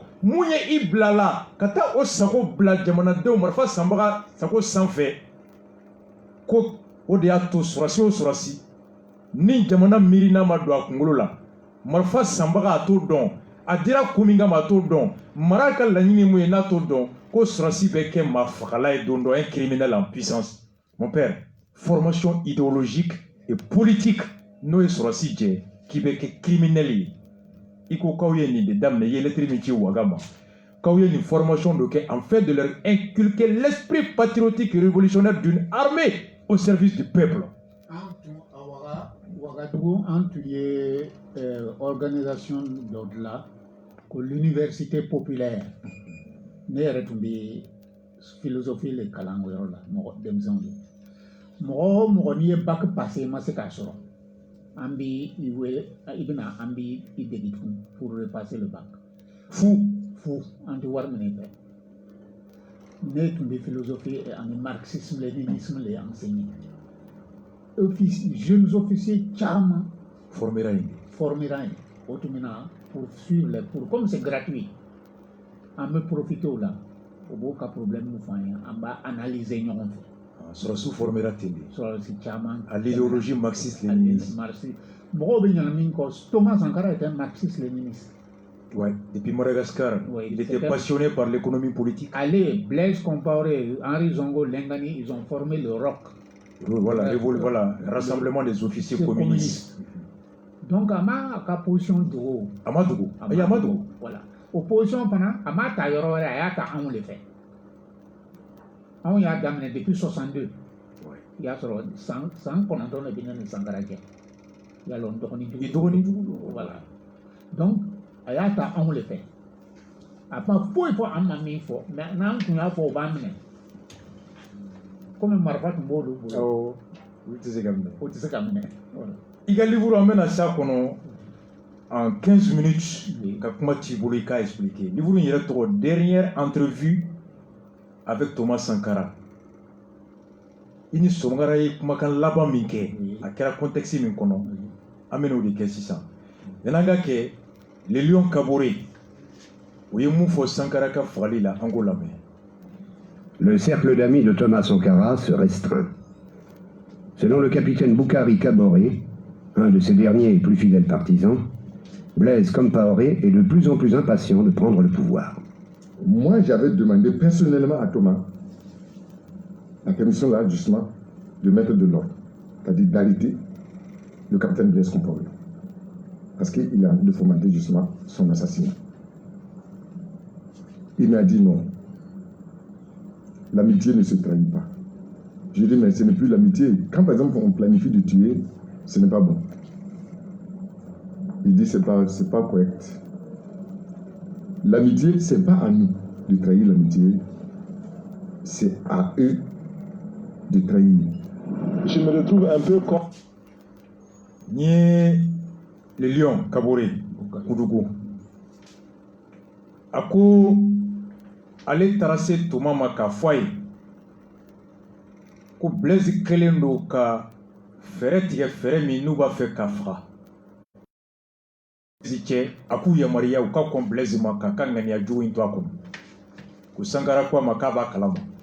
Ko nka teriya min bɛ ani Blaise cɛ teriya ye juru ye hɔrɔnya don. Ko a da man kan ka to hɔrɔn na. Ko ni Blaise ne ko k'u bɛ teriya tiɲɛ olu ka tiɲɛ ko nka teriya tiɲɛni man kan ka dabɔ olu la. Maa min a fɔra i ye ko karisa bɛ n'i faga sini i b'a dɔn a bɛ na n faga wa se bɛ ɲɛ ka ko a ma ka kisi ka fagali bali. A ko k'ale tɛ teriya tiɲɛ. Mon père nin ka bɔ an ma dɛ. Nin bɛ an yɛrɛ ɲininka i ka livre in kɔrɔ de y'o ye. Thomas ni Blaise cɛ bɛ cogo di? Thomas kɛra Blaise ka furu o seere. Blaise kɛra Thomas ka témoin de mariage. Thomas était son témoin de mariage. Comment les deux hommes sont arrivés ou sera ni hakela cogo di? E yɛrɛ bɛ wele k'u fila bɛ i dɔgɔnin ye. Kuma daminɛ k'u fila bɛ formera. U bɛɛ tun hakilina kelen na. U nana fɔ ɲɔgɔn ko cogo di?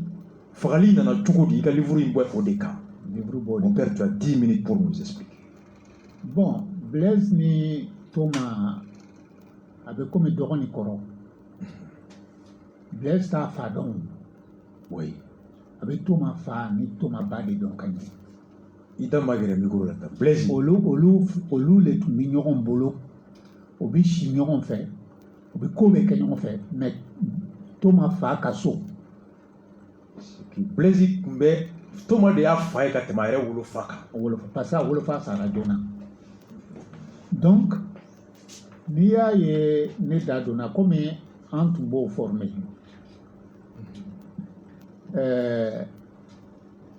Ne tun bɛ Bordeaux comme directeur de l'école internationale de Bordeaux. D'accord.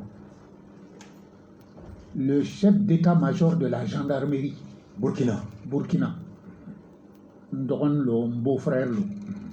A ye n wele a ko kɔrɔ il faut que tu rentres urgemment. Bon comme tubabuw b'an ka kumaw lamɛn. A ma dɔ wɛrɛ fara o kan. Ne ko urgemment a ko urgemment. Excuse-moi, est-ce que ça passe bien? Voilà, super. On peut aller, mon père. A y'i wele téléphone na. K'i kana teliyala. Teliyara. Ne ko teliyara a ko oui. Ne fana m'a ɲininka a ma téléphone don parce que aw lamɛnlen don. An lamɛnlen don. O y'a sɔrɔ ne bɛ Faransi. O y'a sɔrɔ ne bɛ Faransi. Ça c'était le 8 octobre 87. Le 9 n ye avion ta ka débarquer Burkina. N ye avion ta n sera dɔrɔn an taara an ka minɛnw ta an minɛnw bila hôtel la. A ko kɔrɔ ko Blaise an a preuve b'an bolo Blaise bɛ coup d'état préparé la. Dalou b'u bolo. Dalou, on a toutes les preuves. Preuves bɛɛ b'an bolo. Blaise bɛ coup d'état préparé la. Ne m'a dɔn n bɛ se ka jɔn wele ka na i n'an ka kuma an ni ɲɔgɔn cɛ i ni président ka kuma komi a bɛ e ka kuma minɛ et peut-être ka kuma ni Blaise yɛrɛ. au Soubet, il y a même la grande Taratoma fait. Une allée. Le 9 octobre. Rendez-vous tout de suite. Il clé Thomas Sangarabara. Clénagada. Tarasra. Ah. Kabakwera. Koro. Et puis Bordeaux, le Wai Biandé. Mais qu'on a, il faut qu'on se voit. Moi, mais, oui, là, il paraît que ça ne va pas du tout avec Blaise. Oui, quoi, peut faire un coup d'État, les préparer. Sangara est au pays. On dit Kalama, combat Kalama. Le 9 octobre. Le 9 octobre. Kaba Kalama, pour Blaise Beka coup d'État. Il va befou, c'est vrai. Avec un coup d'État, les préparer. Ah, Neko, a galère, il faut casser au moins. Ah, oui. Neko, nous, qui a la révolution cubane. Bon, parce que nous, Fla, Carlagnon, il n'y a plus de révolution. Révolution, voilà. On a la solution de Nina. Ah, à quoi solution t'as moi si cool. Moi si vous faites, moi si tu fais quelque flanant et bébé quelque fololé. Mais bon, n'a pas fait la fin de essayer, il fait la essayer. Ne comprends et quoi, on a mon cœur. Sangara est ma solution t'as là. Solution t'as. Konga ni ba fait ka kodo la je, il va la tibaria. Voilà. Mais ne connaît Muguchi blaisera jamais le premier. Sankara t'a dit ça. Danda. Le 9 octobre. Le 9 octobre. Président du Faso. Voilà. Chef, commandant en chef des armées. Voilà. Ne compte Muguchi là. Le premier. Ne ko président au position et en la solution ou reste. Ne le mini fait. On va le nommer premier ministre de plein pouvoir. Est-ce qu'il son nom? À connaître et puis il veut au foyer. Moi, ça ne me gêne pas. Fanga kada aller tout au foyer. Mais comme tu me donnes l'autorisation. Et quand on a bon quoi, à quoi sonne? Mbora palais là. Blaise ka numéro bête au boulot. Au cas le 9 souffle. Ouais. Le lendemain matin, il y a Blaise Oulé. Le 10 octobre. Le 10 octobre. Il y a Blaise Oulé. Ouais, Massé Kassoro. Ka wele toute la journée, Massé Kassoro. Ni a wele po. Parce que pour garnison là. On va faire quoi de Wadou. Ni Wadou a so wele, on va faire. Non, qu'il a.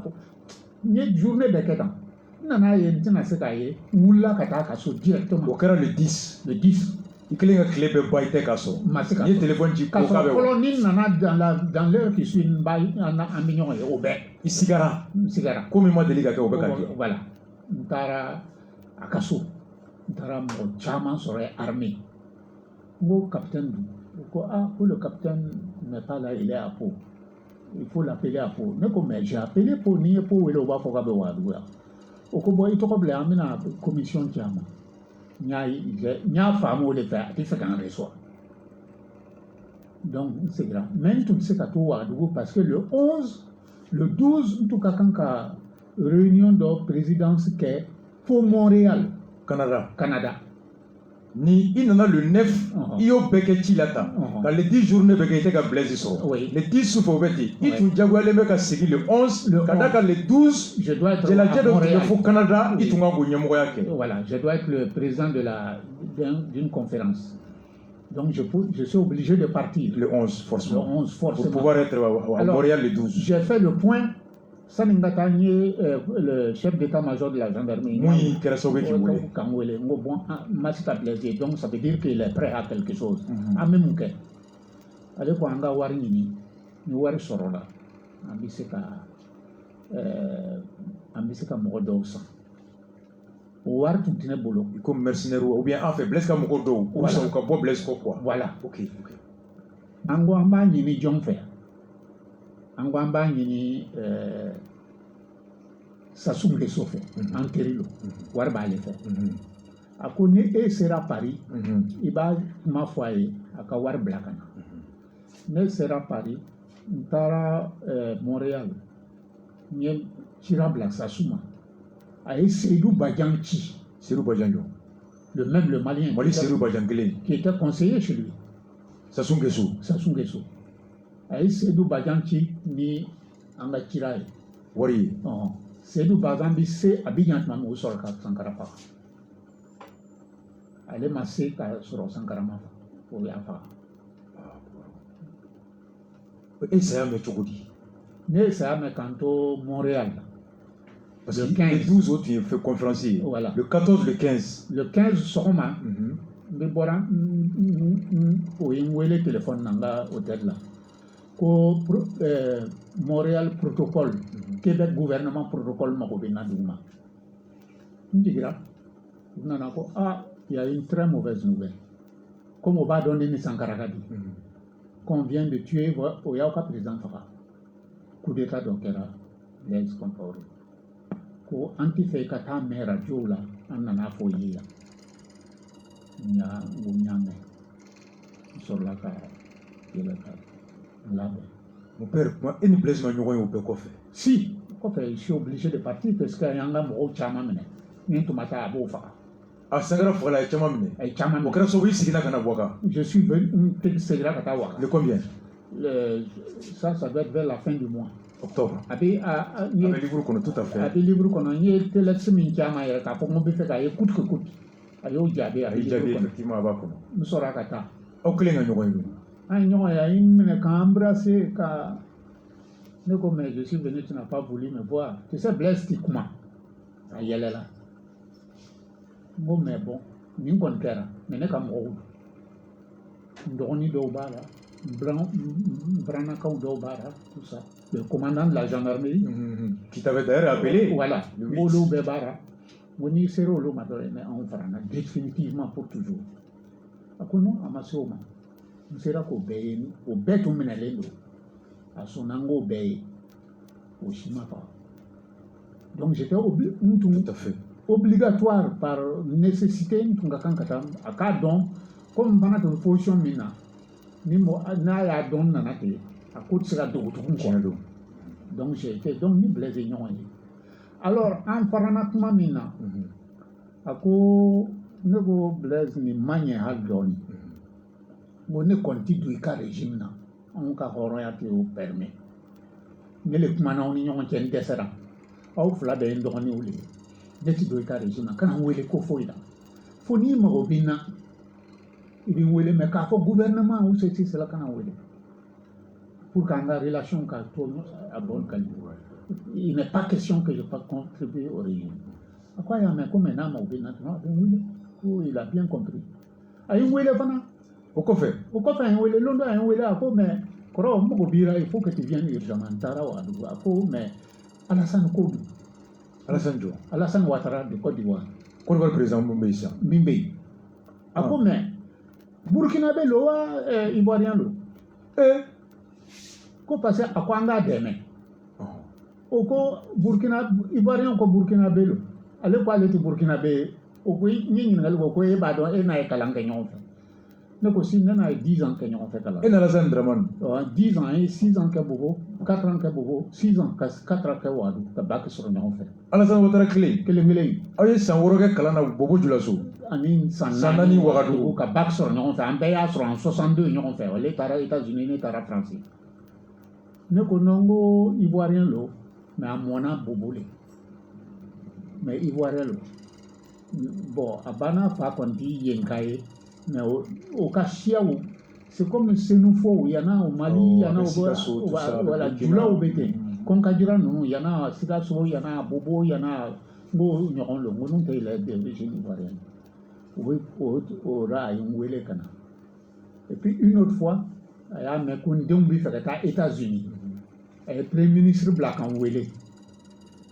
Nana, à quoi mais quoi a même comme faire démission Black aux États-Unis aussi. Bon, à quoi bon quoi a fait Premier ministre qui est occupé à et enveloppe d'ordonnance. Il y avait $10,000 là-dedans. Bon, on les met une blesse. Même Fukata binama. Nama nyoye mason cadeau à Capola. Ouais. Il y a un téléphone à Fukata bin. Ay mo duga law madugara imaduga wala to wage nunca kunka fa mo anke warni la warni mi bless autant tout tanga chef d'état si jamais faut sara oh ok mon père ambi blakata mais yanangi bla ko di fait la Guinée franc refait ni ko malien ko Guinée ambe clé si Côte d'Ivoire bi on bangira ka kunu Alpha Condé ou Bec la histoire là. Weche Faria. Bejor Lebe bi Côte d'Ivoire. Guinée particulièrement. i ka tɛmɛli laban na yan i y'a fɔ i n'Alpha Condé fana bɛ ɲɔgɔn dɔn kojugu puisque n'olu de ye France kɛ ɲɔgɔn fɛ an ye kalan kɛ ɲɔgɔn fɛ an bɛɛ tun bɛ organisation kelen Alpha Condé bɛ dabari ban a ka sisan taw a ye n dabari ban a ka numéro bɛ n bolo yan a ka ligne directe bɛ n bolo yan mais n ye n da bɔ a ka kow la parce que ni fanga ye mɔgɔ hakili yɛlɛma cogo dɔ kuma t'a ɲɛ tiɲɛ don donc n ye n da bɔ a ka kow la parce que a bɛ min na bi a ka kan ni bɛɛ ye fo ale tun man kan k'a yɛrɛ retrouver dans cette situation aw jɛra san dɔ Alpha Condé ma se ka so sɔrɔ Paris luwanse non wari ko b'a la fana luwanse tɛ étudiant quoi awɔ ok an y'an terikɛ dɔ de bɔ a ka so kɔnɔ Hubert Yamewo ka Alpha Condé don so in kɔnɔ pendant 4 ans il a logé chez Hubert Yamewo donc b'a dɔn kojugu ayi b'a dɔn bi ko tɛ voilà mon père ok ala k'i mɛn an kɔrɔ ala k'an ɲɛ mɛn i la ala k'an tulo mɛn i la amin livre in filɛ ni maa o maa n'i b'a nɔfɛ i bɛ se ka tɛmɛ an fɛ an bɛ i lase an fa ma a livre dernière entrevue avec Thomas Sankara président du Faso Youssouf Diawara a livre de filɛ ni ala ni kira sɔnna ma 2000 don o ye a dilan sɔngɔ yɛrɛ dɔrɔn c'est le coût de production 2000 par imprimerie la a bɛɛ wari min bɛ don a la o de sɔngɔ filɛ nin afin que caman ka Sankara dɔn n ka kuma laban kuma laban n bɛ Mali denmisɛnw wele a y'a wuli ka jɔ a ka parti kɔrɔ ninnu to yen a ka parti kuraw dilan parti révolutionnaire mɔgɔ kana siran révolution tɔgɔ ɲɛ o an bolo révolution ye marifa de ye non révolution ye hakili de ye hakili ani ka tilen taabolo ka tilen ka lɔn i ka jamana mɔgɔ jɔn de ye e ye jɔn de ye au service de ta patrie de ta nation voilà et non se servir denmisɛn dɔw sera ne ma ne y'a fɔ a ye na an ka fɛn dɔ dilan aw bɛ ɲɛfɛ ne tɛ sen tɛ kow la tugun mais sérieux révolutionnaire u bɛɛ y'o tɔgɔ di fo bi m'o ye tugun ayi mun ye bilen i t'o ye bilen n'a fɔra ko alors j'appelle la jeunesse malienne à se lever inchallah n'aw ma wuli jamana in tɔ tɛ jamana in na dɛ wallahi tɔ foyi t'a la mon père anw ta banna a tora aw n'aw ye min kɛ Afrique bɛɛ b'a kunna fɔ ala k'o kɛ n'o dɔrɔn n bɛ ala ka dugawu minɛ wallahi a tɛ tɛmɛ o kan ala ka dugawu minɛ an bɛ Sankara kala Alpha Blondy ka mon père Jansano ya ka taa so le morceau Thomas Sankara an bɛ segin ka na sisan